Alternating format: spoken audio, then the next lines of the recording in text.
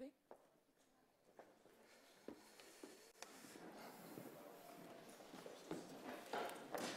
Hello, good evening, and welcome. I'm Nat Hunter, and I'm co-director of design here at the RSA. It's my great pleasure to welcome you all here this evening for the opening event in a new series of talks and discussions to mark the RSA Student Design Awards 90th year. The RSA Student Design Awards, it's a global curriculum and competition that encourages emerging designers to apply their skills to a wide range of practical problems. If you want to find out more, ask me later, or there's Severa here, or Rebecca will both be around later. So before we begin, just a gentle reminder that we're being filmed tonight, so please turn your phones to silent. Also, we're live streaming over the RSA's website, so welcome to everyone who's watching live. And you can get involved in the discussion by using the hashtag RSA Design if you're not actually in the room. So now it's my great pleasure to introduce tonight's guest speaker. Aral Balkan is an experienced designer. He's a programmer and he's a social entrepreneur. He's the founder of IndiePhone, an ambitious project to crowdfund a new smartphone that will empower consumers to own their own data. So I'm not going to say any more because he's going to tell you all. It's my great pleasure to welcome Aral Balkan.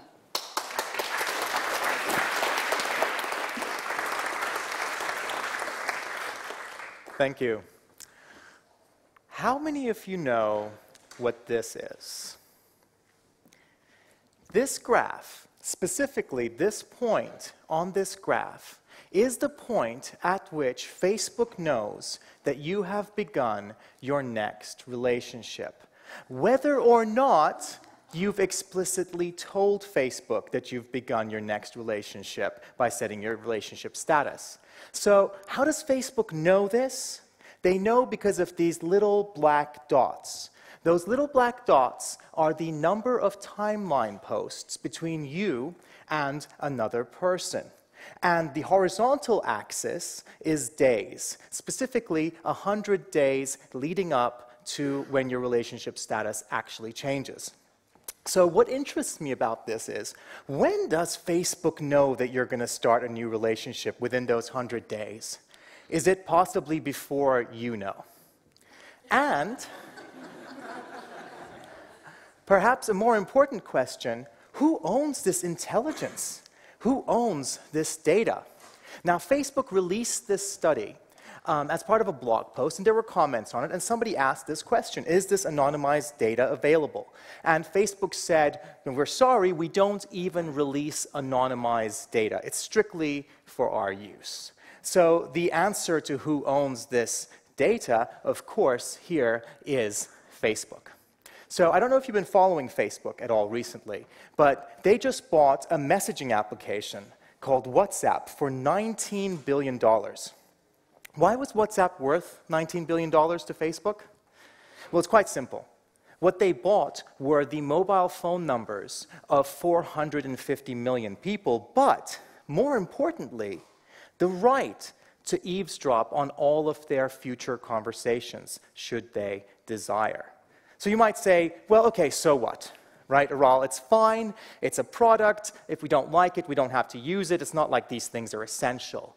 Well, I beg to differ. To understand why this is so important, we have to evaluate how our relationship to technology has evolved over the last 30 to 40 years.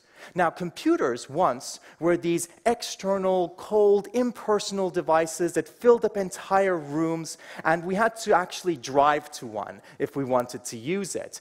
Today, that couldn't be further from the truth. We wear them on our persons. They can't get more personal than that. We wake up with our mobile phones, we go to bed with our mobile phones. That's very personal. Whereas computers once were disconnected from the world around them, disconnected from one another, and unaware of the world itself. Today, they are always on. They're always seeing.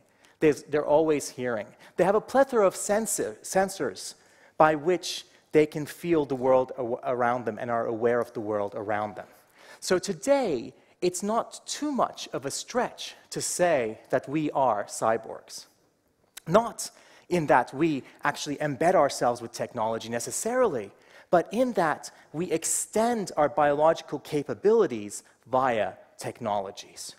These technologies are what we use to both experience and manipulate the world around ourselves. And whether or not these technologies work well or not, well, that's really important because they are essential to our lives. And when they work well, they empower us. When they don't work so well, they enfeeble us.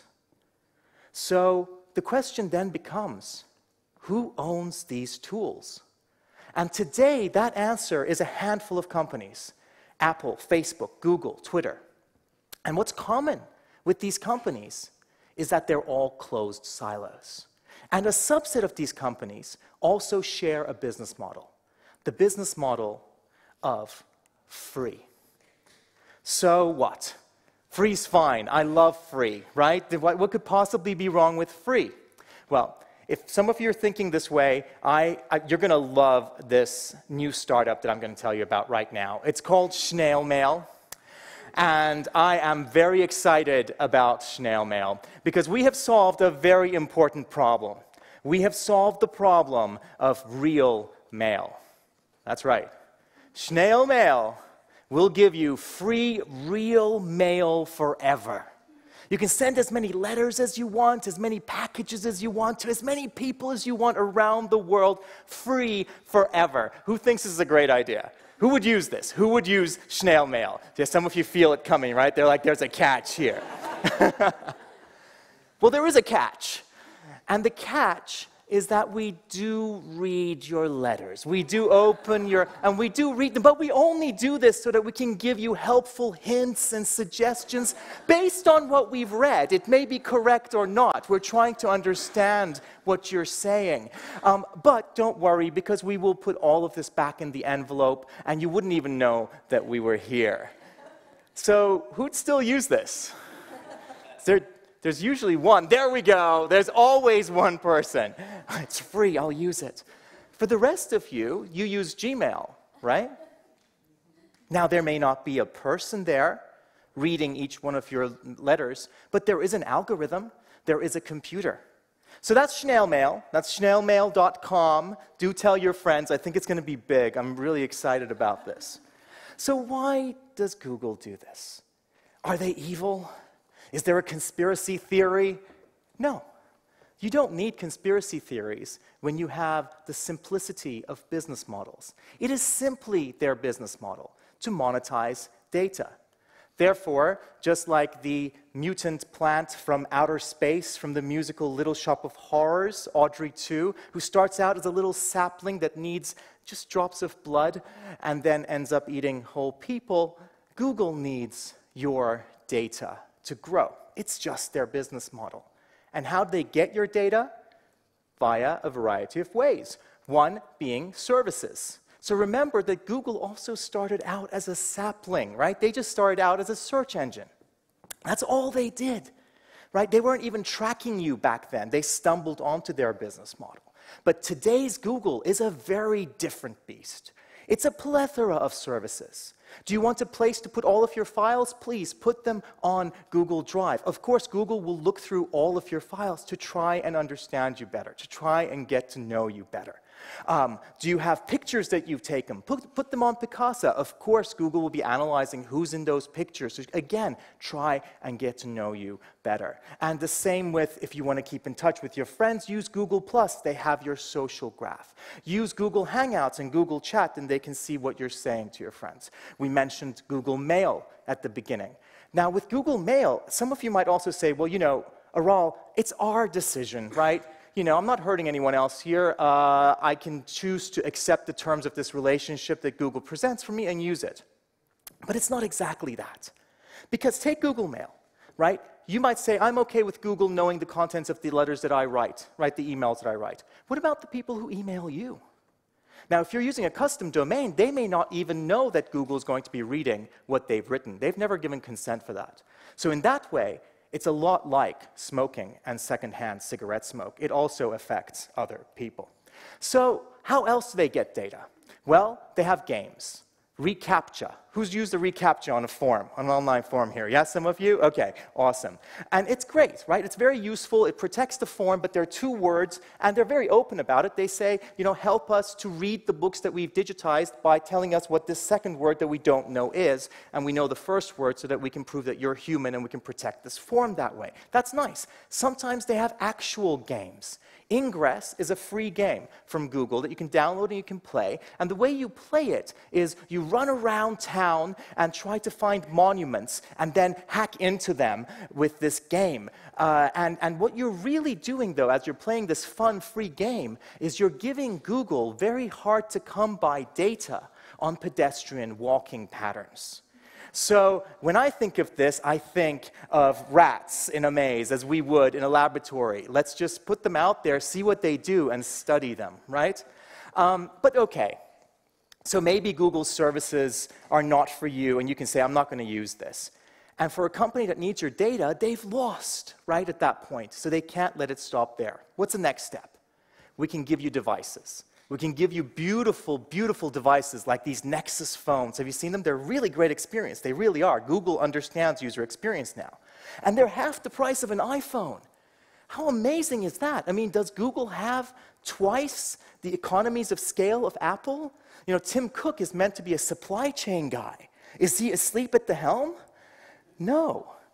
These are subsidized devices. What these are beautiful, gorgeous experiences, beautiful, gorgeous data entry devices that Google says, here, take these and give us your data, right? The same with their tablets, the same with their Chromebooks. What they've done here is they've made your sign-in to your device your Google username and password. So at that point, it doesn't matter what service you use, they will still get some data, and that's how they make money, so it makes perfect sense. And they're not, again, doing this because there's some conspiracy, but it is the goal of experience design, as I see it, to create the experience machine. Now, this is a theoretical device that I've come up with to explain where we want to be ideally. The experience machine is a machine that knows everything about the world, it knows everything about you, and it can read your mind. If we could get to this point, we could all go home as designers, right? So everything about you, we know how Google tries to get that information via its services, devices. Read your mind, that is what the ultimate aim is as designers. We want to know what you want to do before you want to know it. In fact, Amit Singhal, who was head of search, or is head of search at Google, said, I want my search engine to be the expert who knows me the best. It needs to know you so well that sometimes you don't need to ask it the next question. Right? This is the goal that we have. And to know everything about the world. Right? So what is there? There's Google Earth. Right? Google Earth is great satellite imagery. There's Google Maps. That's really awesome.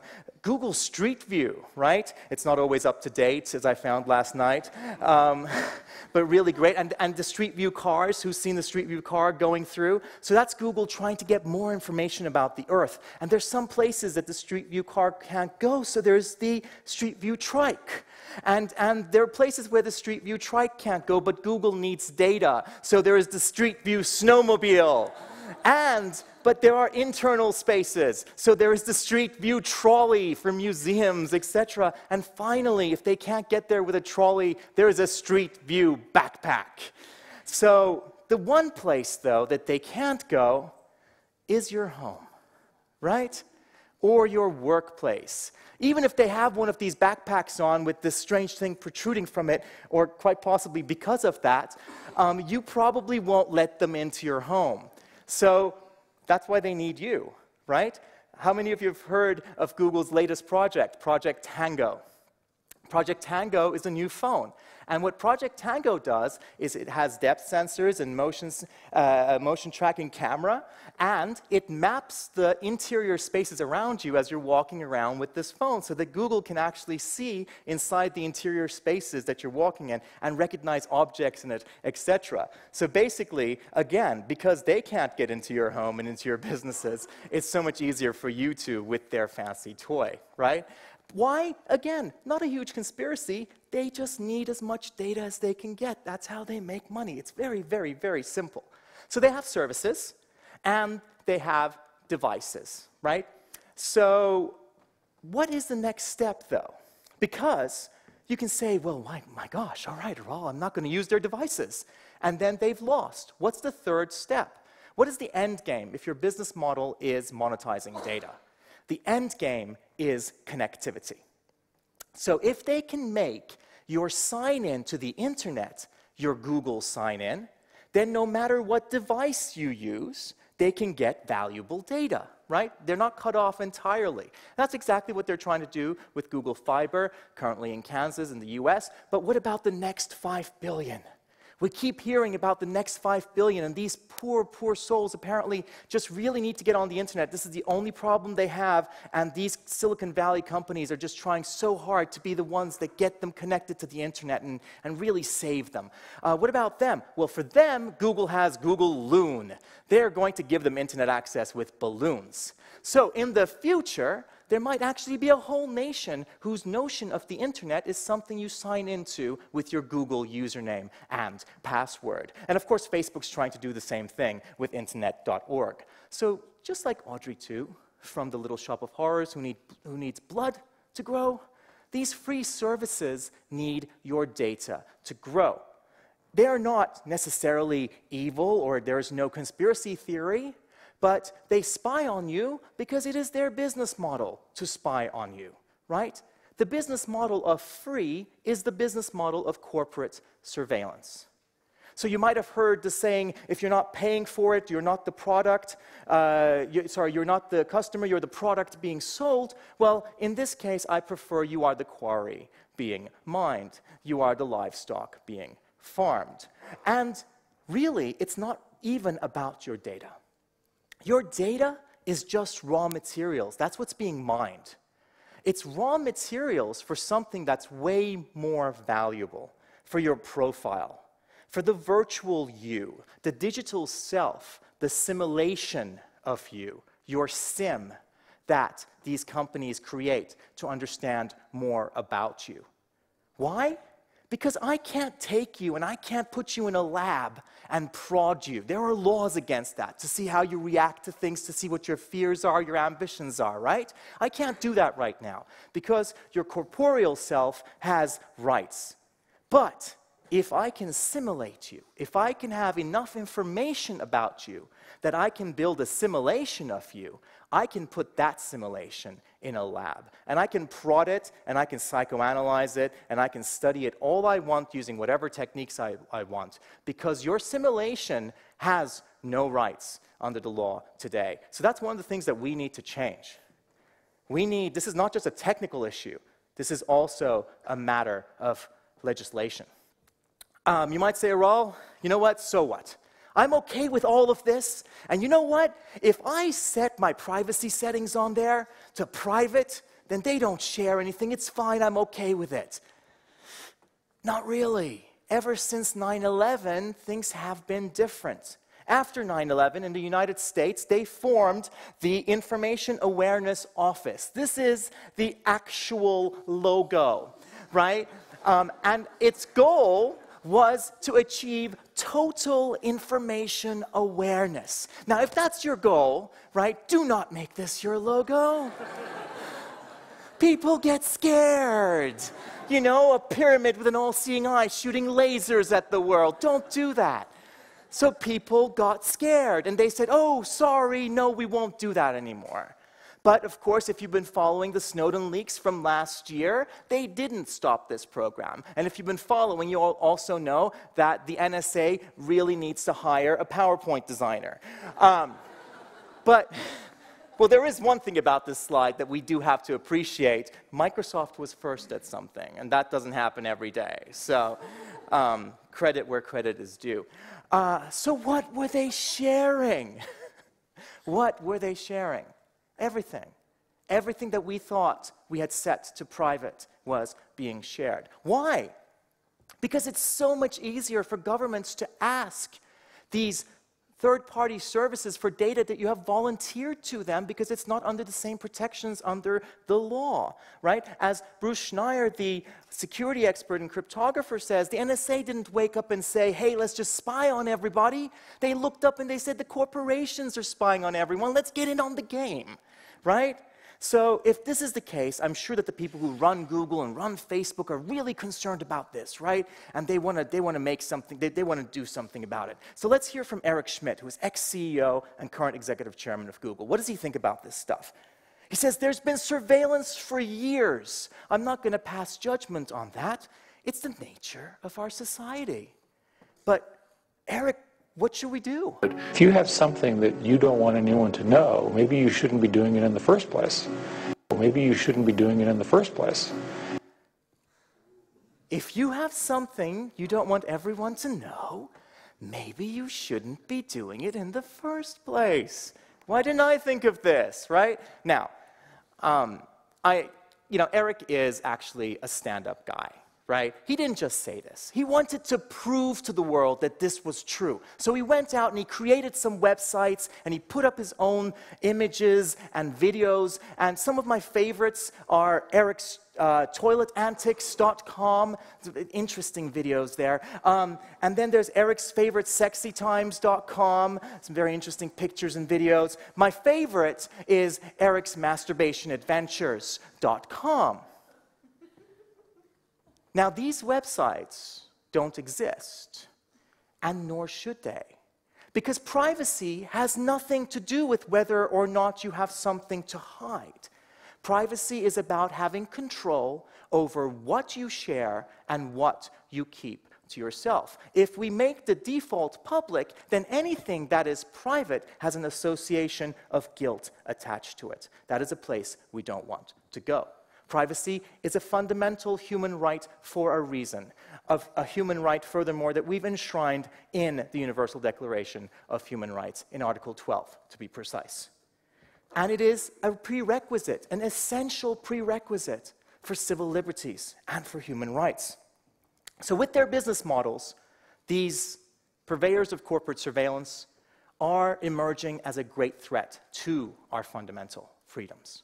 So free is a lie, but maybe it's more than that. It is a lie because it is a concealed barter. We are actually giving something quite valuable away. It is a con, a confidence trick by its very definition. An act of cheating or tricking somebody by gaining their trust and persuading them to believe something that is not true. In fact, just 2 days ago, Michael Novak, product manager at Facebook, said, now we're thinking about privacy as a set of experiences that help people feel comfortable. Comfortable with what, you might ask? Comfortable with the fact that they don't truly have privacy. A con. And although you might have a choice in the products that you use today, you do not necessarily on the internet today have a choice of business models, because there is a monopoly of business models. This business model is emerging as a monopoly. And it's leading us down a path that I call digital feudalism. Digital feudalism is a future where you cannot own, you do not even have the option of owning your own tools and data, but you must rent them from corporations. So that's the problem. If you want to learn more about the problem, there's a great documentary called Terms and Conditions May Apply that came out last year. I believe it's available on iTunes and on Netflix. Do watch it. It's non-technical and it's very accessible. But that's the problem. If we leave it there, that is a very depressing place to leave it. Thanks, Aral. Not happy with the world right now. So what is the alternative? The alternative, of course, is open. Right? And open is easy, free and open. Why aren't you all using free and open tools? I don't know, it's so easy. I will take you through it in 3 steps. Okay, it's very, very easy. 1, you clone the Git repository of a Google and Facebook alternative. You're all with me, right? Right? And then number 2, you configure and deploy it to your own server. We all do this, right? You were probably doing this last night. Yeah, configuring yeah. And then 3, you just ask all of your friends to do the same thing. It's not easy. And that's the greatest problem we have in the free and open world. Even though the source code for something might be open, it can be closed to certain audiences. It can be inaccessible to certain people. To whom? Non-enthusiasts. And the problem is user experience. Let me give you an example. Firefox OS, by the darling of the free and open world, Mozilla, right? It's a mobile operating system, so when I heard about this, I was psyched. I'm like, yes, let's try it out. I bought the pre-production version, the production version. I lived with it for a week. This is how you should be evaluating technologies, not on ideology, not on feature lists. Live with them for a week. Do they empower you or do they enfeeble you? And this was its hello. It said, set the date for me.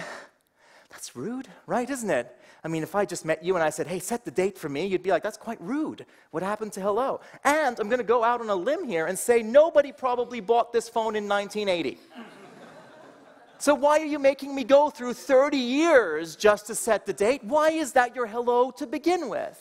Right? This was a valid error message. Until I realized this, because a friend told me, I reinstalled the operating system twice because I thought, no way that this is a valid error message.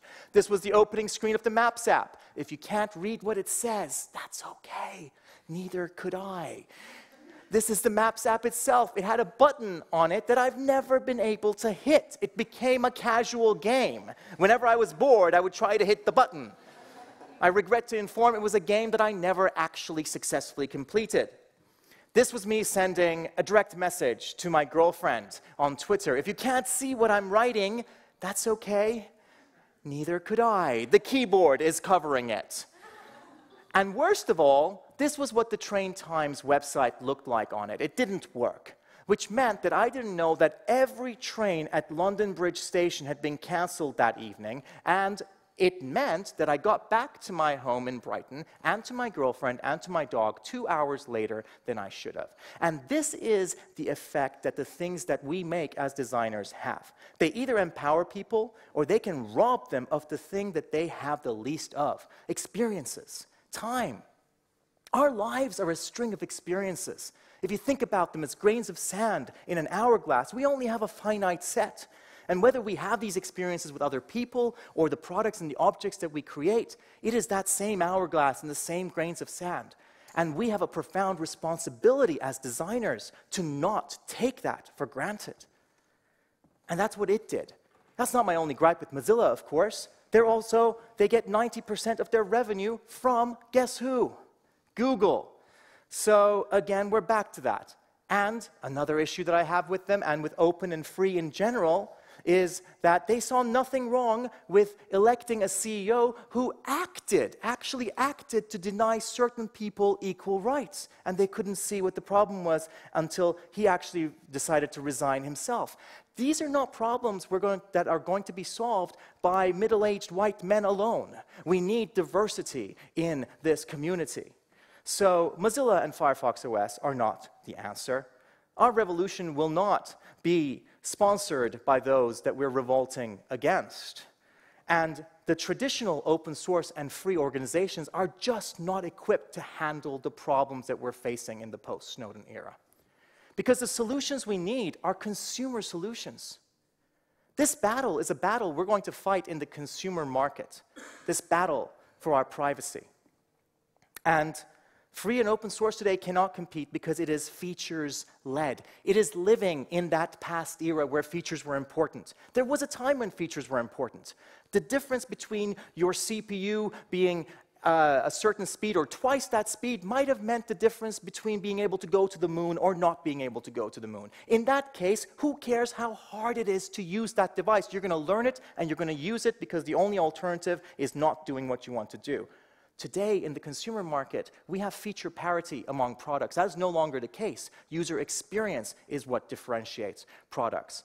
So today, free and open source are a sandbox for enthusiasts. There's nothing wrong with that. It's great to play. It's great to experiment. But we can't harbor under this notion, this theory of trickle-down technology, as I call it, which is akin to trickle-down economics, which for those of you who may not know, says that if we empower the hugely wealthy to become hugely wealthier, somehow some of that extra wealth will also trickle down to other people who need it.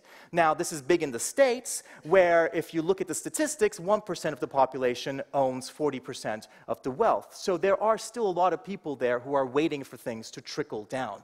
And we have the same assumptions in technology. Trickle-down technology says, well, if we have enthusiasts who are working to create tools for other enthusiasts, somehow these will also trickle down into being usable products for consumers. And it doesn't work. This is why we've given people personal computers for 30 years when apparently all they wanted were iPhones. And worse than that, we told them that they were too dumb to use them, when we were too dumb to create simple enough solutions. It's about user experience. Who gets user experience today? Apple does, Google does when they're making their own products, forget about Android in general, right? And what's common between these two companies? Control. Control over all aspects of what they're doing, what's going into the product, hardware, software, services, soon connectivity. Because it is the combination of these components that is the experience. And although we may, as the makers, be able to split them up and dissect them and examine each individually, people do not when they're using it. They either have a great experience or they don't. They either love it or they don't. So the age of features is dead. We're living in the age of experiences. One of the companies that makes one of these remotes understands that. And you can see it. You can see it because the appearance of that remote is a symptom of this understanding. So we need to create a new category of technology, a new category of free and open technology. It needs to have experience-driven products.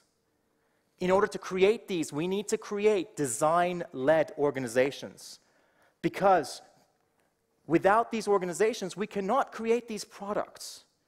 We must design the organization before we can design the product. Because design is not something that bubbles up. Design has to come from the top down, or else it doesn't work. Because design is about budgets, design is about development processes. Great design is not what great designers do. Great design is a symptom of a design-led organizational structure and development processes.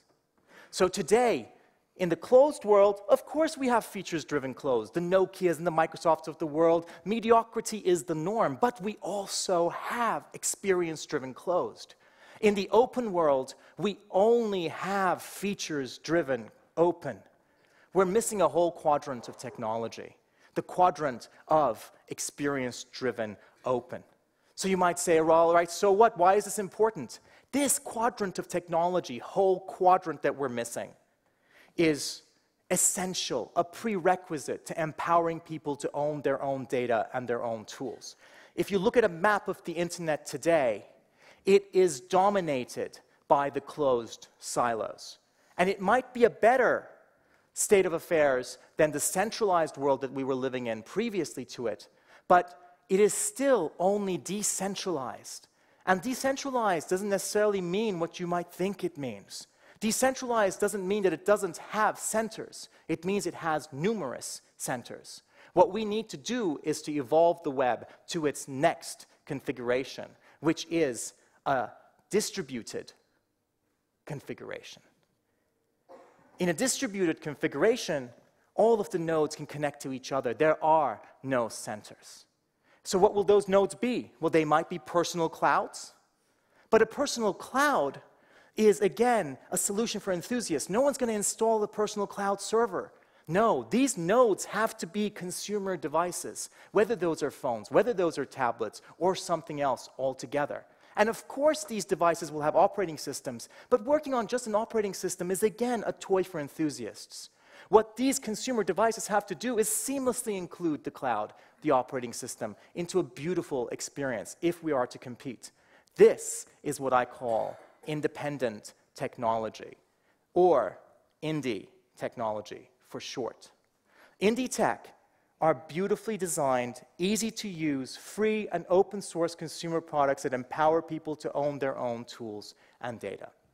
And today, for the first time here, I'm launching the draft of the Indie-Tech manifesto. You can find it right now at indietech.org. And the core elements of this are, 1, that these products are design-led, 2, that they are free and open, 3, that they are independent. If you go to the manifesto, you will be able to find more information about each one of these points. And I'm not just talking about this either. I'm doing something about it. We are actually building an operating system, Indie OS. We are actually building a personal cloud, Indie Cloud. But these by themselves are worthless. These will not solve the problem. We need a third thing that beautifully, seamlessly integrates these two. And that's why we've undertaken the audacious task of actually building a phone, Indie phone. So you might say, why? Why are you doing this? I'm not a masochist, that's for sure. I know how hard it is to make a phone. Why am I taking on some of the largest companies in the world? Why? Because I want this phone to exist. I want to live in a world where alternatives like this phone and other alternatives exist. Because the difference between a world where we have these alternatives and one where we don't is the difference between a world where we don't have civil liberties and human rights and one in which we do. One in which we have the tools we need to safeguard our privacy, our civil liberties, and our human rights. So yes, free is a lie. The cost of free is our privacy. The cost of free is our civil liberties. The cost of free are our human rights. The cost of free is a price that is just too high for us to pay. Thank you.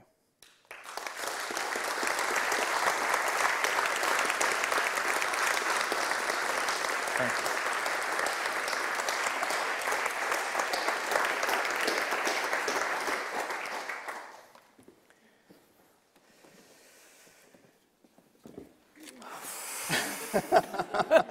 How do you think I feel?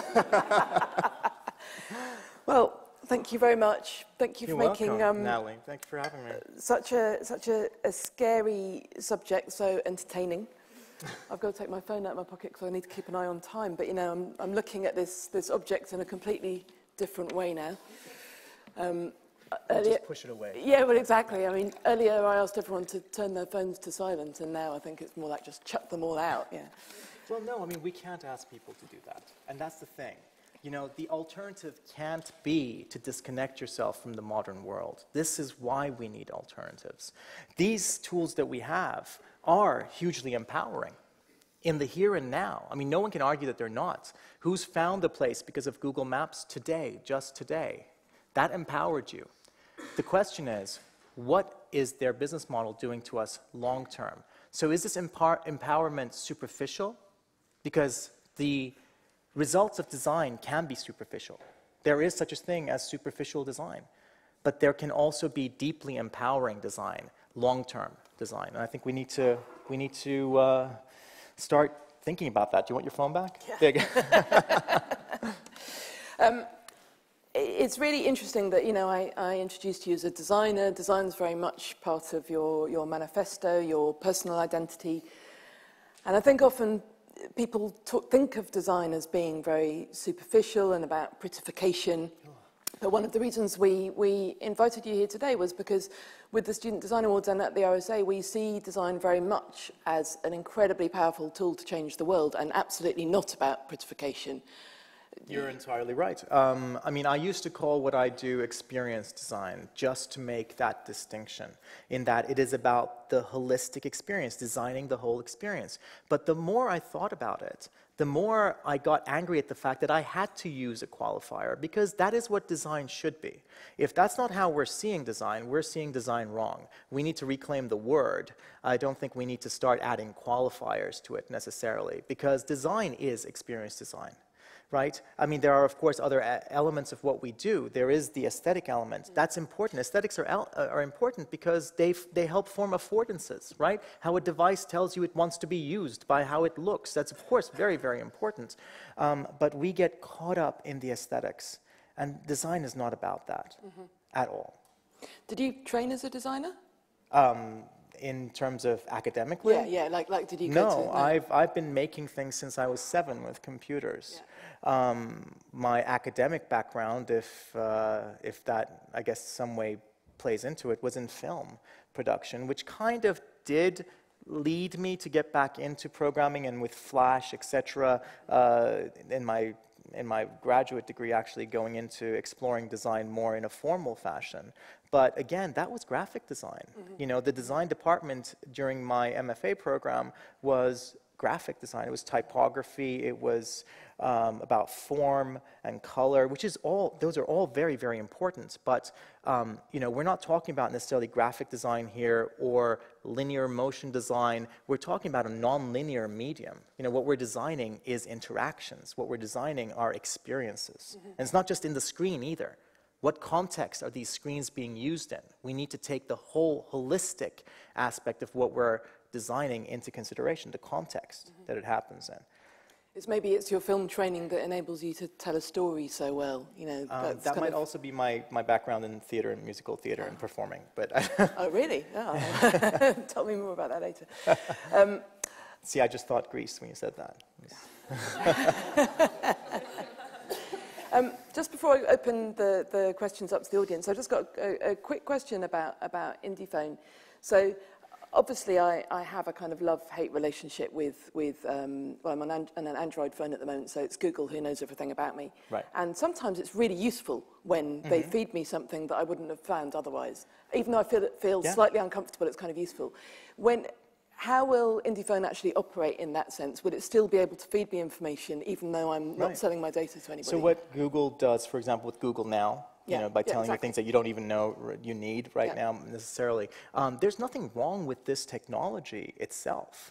The technology is not good or bad. Again, the question is, who owns this intelligence about you? Who owns this data about you? In the case of Android and Google Play services and Google Now, it's Google. Yeah. With IndiePhone, it will be you. Right. So we will build similar functionality, of course. You know, I don't want to live without this stuff. You know, I use Google, I use Facebook. It's not like I want to disconnect people from their networks. If anything, we're going to try and wean them off by showing them that there are better experiences possible when our goals and their goals are aligned. Because if you think about what Facebook does, for example, they have 2 sets of audiences. Right? They have their customers, advertisers, etc., anyone who actually pays them, and then they have their users. That's a great term, isn't it? Only like 2 professions in the world use the term user. You know, one's for drug addicts and us. So they have their customers, and then they have their users. Right? And their goals are orthogonal to each other. So that's why, have you ever seen something flare up in Facebook after they implemented a new feature and everyone went, oh, why are you doing that? And they go, oh, we're really sorry. And they try to steer it towards what their users need. And their customers go, but we need this. So they're always playing this game between these 2 audiences. We don't have that. We don't care about your data. We care about it in as much that we want to protect it, right? But we don't need to monetize it. That's not how we work. So we're just going to try and create the best experience possible. And this is a business model. It's a very simple business model. Here's a phone. Here's how much it costs. Would you like a phone? It's like selling you a fish, you know? The fish doesn't then spy on you. You bought the fish. We're happy with that transaction, you know? I mean, it's odd. When I presented this at one point, somebody in the audience said, but isn't this anti-capitalistic? And I was like, well, we're selling the phone. When did not having hugely excessive greed become like anti-capitalistic? I don't know. I don't understand it. I mean, it's not the business model of excessive greed, but that business model is a subsidized business model. It's subsidized by venture capital. It's private subsidy. None of these companies would survive the first 2 years if they didn't get that private subsidy. And it comes with, you know, a certain set of restrictions. That the knowledge that a few years down the line, those venture capitalists will want 10 times their money back. And that's the point where you, quite frankly, screw the users. And this is how it works. You know, it's this model of venture capital subsidies, creating this free business model, which is a con, which is a lie. And then at some point going, okay, now that we've enticed you all to join our system, we're going to screw you. In a nutshell, Silicon Valley and the Silicon Valley dream. Right, I think it's time to see what everyone else is burning to ask you. Who's got the microphones? If this woman here at the front. Thank you for calling me a woman, and thank you for well, I'm not alone. I think there are lots of us, to be perfectly honest. Well, I'm interested in the filter bubble, which I'm sure you know about. But Lanier, in his book, You Are Not a Gadget, there's a paragraph I keep quoting, which I can't quote accurately. Every time the computer addresses you, a little part of your brain thinks of itself as a computer. It's that kind of thing in which we're kind of being turned in certain directions. Because I'm a woman of a certain age, if I want to know if Christine Lagarde got the international finance directorship, I'm directed to her husband, her children, and her hair. Mm-hmm. And I'm not even signed in. Right. Well, I mean, the goal of what we do is to create things for humans. I think we forget that. I think if you need to think like a computer in order to use a product, we failed. Computers have to start thinking like humans and have to interact with us in that way. We're trying to solve human problems, not technological problems. The technology is a means to an end. So you don't think we're being turned into computers? I don't really think so. I think, if anything, the products that will be successful are the ones that don't do that as we go forward. And I think we're seeing that as well. I think there was an era where, it was, I mean, this is so new. I mean, think about even like how long we've had computers and then compare that to the history of civilization. It is but a blink of an eye. So, we are only just now getting to terms with certain things, moving beyond, oh, what can we do because we have this much RAM, to why are we even trying to do that? What actual problems are we solving? I think we're getting to a point where we're thinking about those, and that's why some of these systems are so hugely successful. But again, then it becomes very important once they are mainstream, once they are consumer, the effects that they have long term. Gentleman at the back with the spotlight. Hi, thanks. One thing I thought, well, I didn't see, but I would have wanted to see, is you looked at a lot of potential threats, but we didn't have any examples of where those threats had actually actualized. So I was wondering if you had some examples of that. Well, I mean, there have been people who've had their doors knocked on by the special services in the US because they wrote something on their Facebook wall. So, there are aspects of this that we're seeing today. There are people who have been arrested before the fact because they thought that they were going to protest during an event based on what they wrote on social media, etc. So, I mean, we are seeing elements of this come to light today, but if you look longer term into the kind of society that this is creating, I think that's where the real danger lies. It is the thing with hegemony that it is not in your face. That is part of its power, that it is latent, that it is in the fabric of society and not entirely opaque. So, yeah, these things are, I guess the example I can give you is if you drop a toad into boiling water, it'll jump out. But if you drop it into cold water and slowly heat it, it'll boil to death after a while because it doesn't feel that it's changing. It's more like that than the boiling water.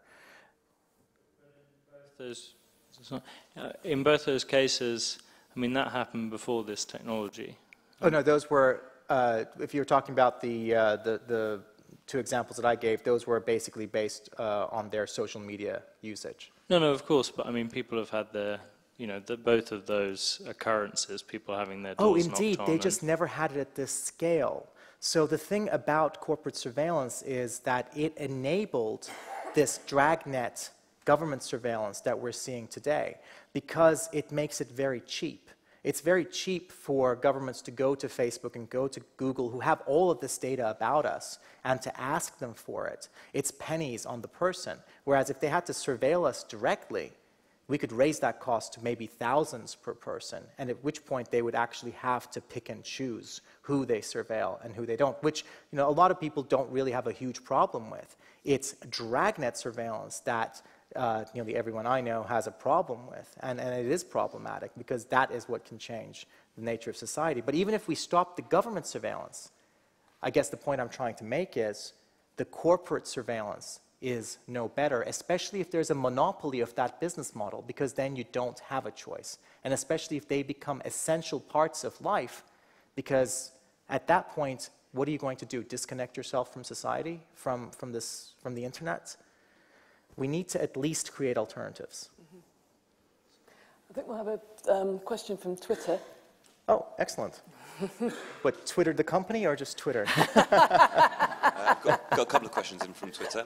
So the first one. From the internet.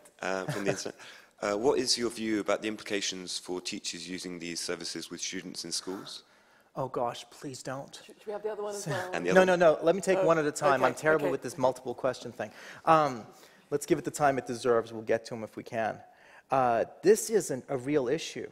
You know, we're seeing Chromebooks being used in schools, etc. I mean, you've heard everything that I've said about their business model.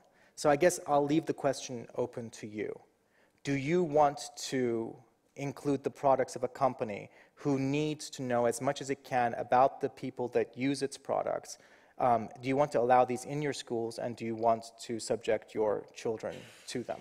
We have alternatives. We have open alternatives. Put Linux computers in there instead. Put Raspberry Pis in there instead. Seriously, put anything else in there instead.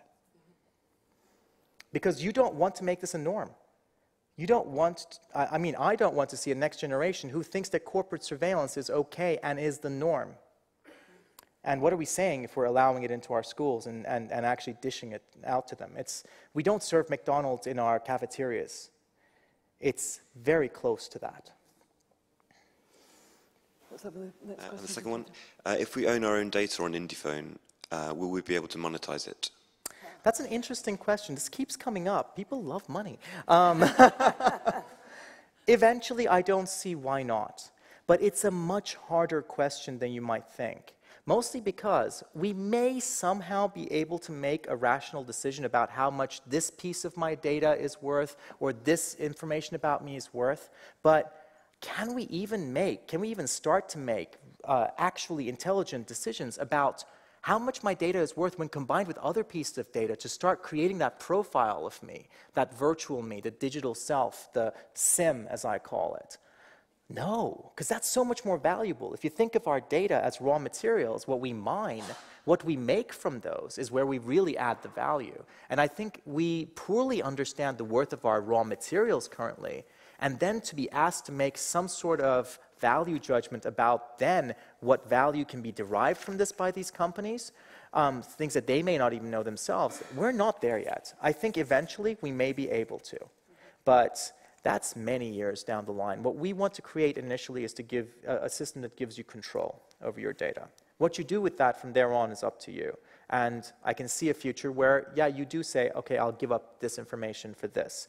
But it's just not a simple thing to put a value on. Interesting. Gentleman over on the far right by the speaker. I'd like to reclaim free a little bit, actually. Sure. We're sitting in a room of free. In fact, tonight is free, I think. Except, of course, it's not free, is it? Right? Tonight is not free. The RSA is not paid. I mean, it is. I'm a fellow, right? So I contribute to the RSA. Many people here may not. I don't know. They may not even know this. And I'm wondering whether, in fact, your problem here is with the business model of free. Because there are lots of free models which are actually okay. I mean, there are lots of games you play. They don't sell your data when you play games, many of them. They actually... Okay. Well, I was a chairman of a very large games company, and we didn't sell the data. We just had a very small percentage of people to pay money, and that paid for the whole game. There are business models of free, and in society in general, there are many examples of free which are good. The problem appears to be, I think, that these gigantic corporations are funded by advertising, and that requires them to monetize your data in a way that they can sell to a third party. And that, I think, is the problem you're really trying to get at. Am I right? I think advertising is the most visible symptom, and it is a visible symptom. It is the thing that people hate.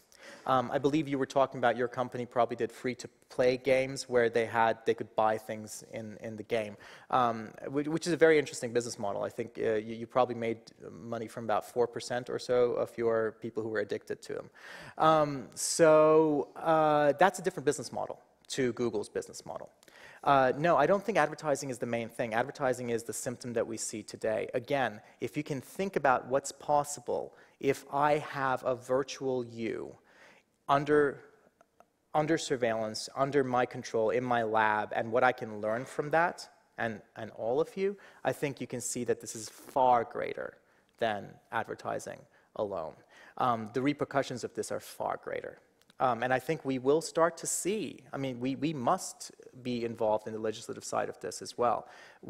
Although our corporeal selves have rights, we have to start thinking about not just a digital bill of rights for our data, etc. Those are raw materials. What rights do our digital selves have? Do our simulations have? Because even if you're not on Facebook, for example, right now, even if you've never been on Facebook, you will have a shadow profile on Facebook based on maybe someone else putting a photo of you and tagging you in it. And Facebook goes, oh, there's a person I don't know about. Let's start creating his or her simulation. The repercussions of that, the ramifications of that are far huger, far, far bigger than advertising alone. The gentleman here. How are you funding this, and when can I buy one? Oh, I wish I could sell you one now. How am I funding this? We're bootstrapping right now, which I've learned means that I'm watching my bank account balance get increasingly smaller over time. We basically did a month of industrial engineering on the phone, so we know what it's going to look like. On Monday, hopefully, fingers crossed, first time I'm publicly speaking about it, there is a family home, a flat that we have in Ankara. My parents are Turkish, I didn't grow up there, but that we're selling, basically, so that we can have the funds we need to finish the bootstrapping, to finish the design, and to take it to crowdfunding. And the crowdfunding is where we will get the funds we need to actually build the phone. So right now, we're supporting it, I'm supporting it, my bank account is, and the house that we're selling is supporting it. Because to be perfectly honest, I don't need a house in Ankara, I need this phone to exist. And what's the timeline? Well, the timeline is I want to go to crowdfunding by last quarter of this year, and we aim to ship in 2016. Realistically, that's as long as we can ask people to support us with a crowdfunding campaign, when we go this year. So this will not be your next phone. It might be your next phone, depending on how often you change phones. But what we're going to ask people to support is this new organization, new type of organization that we're building. And we will iterate. I mean, design is an iterative process. What we're going to present at crowdfunding is our vision for it, is the user experience of it. Here's how it is to use it. Look, watch. And here's how it's going to change your lives. If you believe in what we're trying to do, support us to create an organization where we can iterate over this over the next 2 years and actually follow an iterative design process and build this phone. And there are other companies like Fairphone who've shown that you can use crowdfunding to Fairphone are lovely. I mean, I don't know if you know of Fairphone. They're building a fairly sourced phone. As much as possible. Their first version, they shipped 25,000 units. Now they're working on the next version of it. And increasingly, every version will use more fairly sourced materials in its construction. They're lovely. They're a tiny, tiny group in Amsterdam. And they're just lovely people. Hopefully, we will be working in some capacity together with them because, of course, part of the Indie Technology Manifesto is that the things that we build are sustainable. Both sustainable businesses, so that these are not charities, these are not, they don't just require donations, that we build sustainable businesses, but also businesses that are sustainable both for the environment and for the world in general. Very glad to hear it. Right, I think we've got time for 2 more questions. I'm going to go extreme left, the woman here in the red flowery. Sorry, can you just wait for the mic just because we've got online viewers? Thanks. Microsoft recently did a study where they asked people if they were happy to use their data as long as they received some kind of a reward. And over 50% said they'd be happy to do that. How do you overcome that argument? Well, I guess a lot of people would also take you know, a hugely fattening sweet if offered, even though they know that it's bad for their health. I don't know if that's something necessarily that we can directly tackle. There are also a lot of people who are concerned about their privacy. I think what's different about what we're doing is we're not trying to make a phone or products in indie technology in general that say, use us, please, because we protect your privacy. Use us, please, because we are free and open. No, that's the old model. We're making beautiful, gorgeous products with awesome experiences so that people will want to use it for that. So they are the reward in your scenario. It also happens to be free and open. It also happens to protect your privacy. But we can't expect people to use these products because of that and then create these difficult-to-use experiences. Because then we will be enfeebling them in the here and now with some future promises of protecting their long-term privacy and civil liberties. We can't do that. That's arrogant. We need to create beautiful, gorgeous experiences that empower people in the here and now and long-term. Okay, one final question. I'm going there. Gentleman in the blue shirt. I would like to know how you're going to answer the issue that not enough people care about this. If you take the environment, not enough people really care about the environment, but I, as an individual, can turn the light off. I can choose to walk instead of getting in the car. I care greatly about the freedom and the private privacy of my data. I have an open source phone made by a... privacy there almost, didn't I have a phone that is made by a bunch of nutters in Finland who think they're unlike everybody else and have done their own... Yolophone, yeah. I have email servers that I've built that run on Linux that serve, you know, quite a few people. But I was quite shocked when friends told me that I had a Facebook page that they were putting stuff up on and looking at. I'd never been to Facebook. So I signed in, and there was a Facebook page complete with my email address and all the rest, all sorts of stuff from there. So if not enough people care about this, they're going to still put all of your content in the hands of the people that you want to try and remove it from. How are you going to stop that? It's a great question. It's happened before. I mean, if you look at, for example, the Industrial Revolution, what did we start doing after the Industrial Revolution? We had our machines, we had our means, right? So we started taking whatever we wanted. We started taking whatever natural resources we wanted, deriving value from them, despoiling the environment on a mass scale. But that started to change, right? When people said, well, wait a minute, this is not sustainable. We're currently starting to see that happening with human beings, you know, with their natural resources. That's going to start to change there as well. I guess you can draw a comparison with maybe the organic food industry. When organic food first started, it was tiny, right? It was like little cottage industry. People were just making their own, growing their own vegetables and fruits, etc. And now it's grown and it's grown, and as more people know about it, it grows. This is a long-term game. I don't have an exit strategy for the phone that I'm building. If I'm doing this in 30 years' time, that's awesome. We need to start thinking long-term. Part of the problem is that we've been conditioned into, again, this venture capital cycle where unless you've made an exit in 2 years and made your first few billion, you're not a success. That's bullshit. Right, I think we've run out of time, very sadly. Thank you. Thank you. Thank you very much.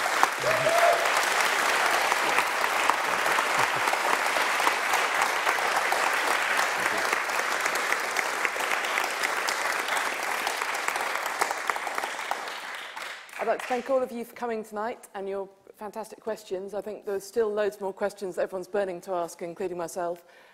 We're going downstairs to the Benjamin Franklin room for drinks, because we've been kindly supported by the Tyndale legacy. So if you go out those back doors, there'll be staff to help you. Our next Student Design Awards event is in here on the 19th of June, and it looks to be a really good one. So please sign up to the events newsletter if you're not already, and we'll let you know about that. Thank you very much for coming, and thanks again to Aral Balkan. Thank you for having me. Wonderful talk. Thank you.